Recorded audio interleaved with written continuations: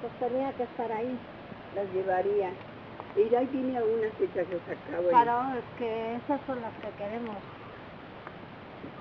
Mira, y solemos meter los perros aquí en la bajera porque es que ya te digo, es que llega a la Antonia la reventó 2 veces de la.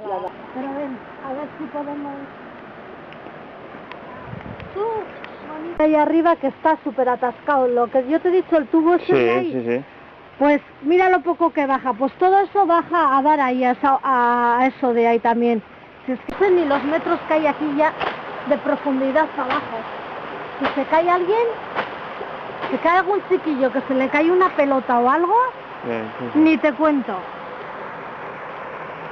Antes estaba allí y cada vez se va hundiendo más hacia aquí. Es que no, es que es imposible. Pusieron porque dijimos, oye, hacer el favor de vallar.